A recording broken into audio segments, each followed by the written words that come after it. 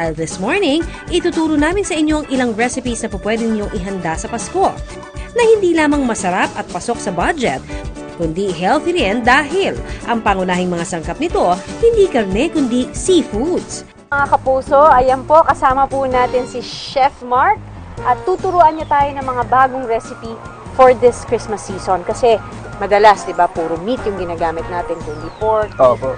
At least ngayon, healthy pa rin. At alam niyo na, maraming inaatake. So, kailangan maging healthy pa rin tayo tuwing Pasko. Ang unang lulutuin ni na Isabel at Chef Mark, ang sinigang na salmon sa manggang hilaw.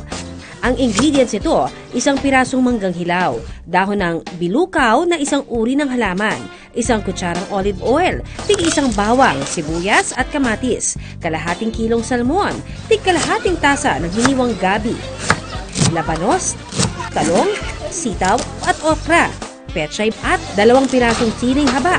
Una, pwede pong i-prepare muna natin yung pampaasim natin para mamaya idadagdag na lang po natin. Una nating ilalagay sa pagpipuree ng pangpaasim natin sa sinigang natin, itong green mango. Dagdag po natin yung bilukaw po natin. Ngayon, dagdagan natin ng konting tubig para mas madali siyang ma-blend.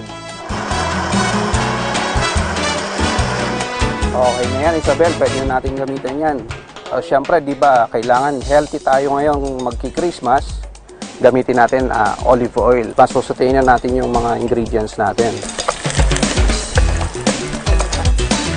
At hindi nyo lang naitatanong diba yung mga mapulang mga vegetables like yung tomatoes at saka carrots, pampaganda ng mata. Opo, saka isa pa, pampaganda rin ng kutis yan. Pwede na natin ilagay yung green mango natin, puree. Pakukuluin lang natin ng konti. Ayan, bago natin ilagay yung tubig, gusto ko muna matikman kung gaano kaasim talaga yung bilukaw. Sige mixed po. with green mango, no? First time ko kasi. Ano, Isabel, maasim ba? Okay. Ano to, challenge? Maasim pala talaga, no? Dagdagan pa natin ng konting water. Ilagay yung salmon natin. Maliban naman sa salmon, ano pang pwede nating gamiting isda? Kasi alam naman natin ang salmon medyo. Oo, medyo mahal kasi ang Yes. salmon. Pwede rin naman natin palitan to ng yung mga local na nabibili natin sa palengke. Like ng bangus.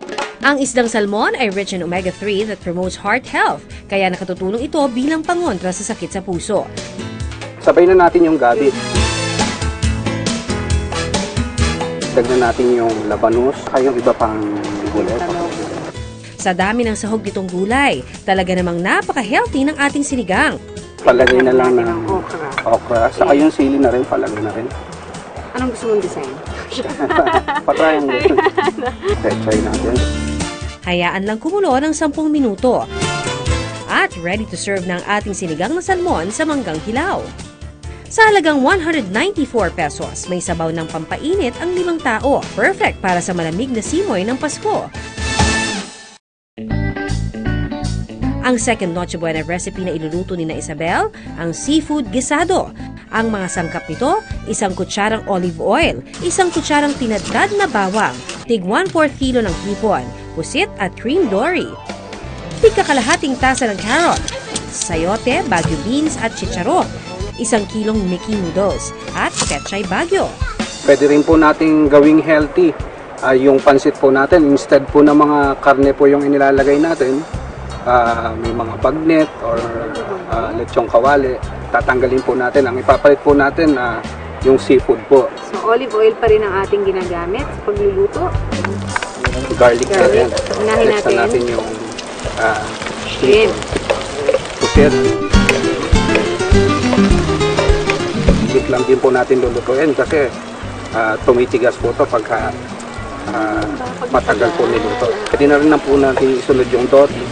Ang iba't ibang seafoods ay likas na mayaman sa protein na good for the muscles. At dahil nga galing ito sa tubig alat, may flavor na ito kahit hindi na asinan. Tapos po, pepper po. Sarap-sarap magluto pag ganito yung view. Parang hindi ka napapagod pagka ganito eh. Diba ang gaan lang ng feeling? Kasi may cool breeze, hindi tayo secluded, wala tayo sa loob ng isang kusina. Malapit na ba? Okay na yung seafood natin. Ngayon, gagawin natin, set aside muna natin para maluto naman natin yung vegetable kasi ayaw naman natin ma-overcook yung seafood natin. Sayo, ito, Baguio beans, sitsaro. Pwede na natin ilagay yung homemade Mickey natin. May ganun-ganun pa si Chef. Hindi ko magagawa. Pag ginawa ko yan doon, pagkain na. Titingnan nyo po, parang Paskong-Pasko na talaga. Yes! Yung kulay. Pwede na natin ilagay yung pechay Baguio natin. Ayan, so ihahalo na natin ngayon ang mga seafoods dun sa ating nilulutong noodles. Ang seafood gisado magandang pamalit sa karaniwang pasta dishes na niluluto natin tuwing Pasko. At sa halagang 170 pesos lamang, mabubusog na ang pamilyang may 5 miyembro. At ang third and final seafood recipe na ituturo namin this morning, sizzling bangus sisig. Ang ingredients, 2 pirasong boneless bangus at tig-1 kutsarita ng tinadtad na sibuyas at luya. That's it! Kasi alam naman natin ngayon, di ba, yun nga, pagsisig yung ginagawa natin, di ba, laman ng baboy, o kaya pisngi ng baboy. Ngayon, ang gagamitin natin, para kakaiba naman, bangus naman ang gagamitin nating pinakakarne. Non-stick po yung gagamitin natin, saka may sariling fat na rin po yung bangus. that's right. So, sa kanya manggagaling yung oil niya. Bakit nga ba laging Salt and salt pepper? tapos pepper? Di ba pwedeng pepper tapos salt naman?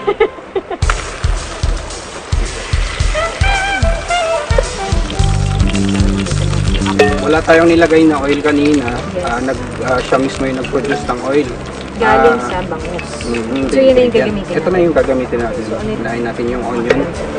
Okay, so habang hinihiwa ni Chef ang ating bangus, ako naman muna ang maghigisa nitong onion. Lagyan natin ng ginger.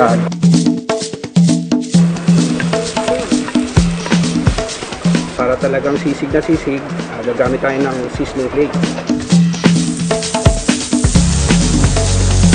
110 pesos lang ang gastos natin sa pagluluto ng bangus sisig. Good for 5 na!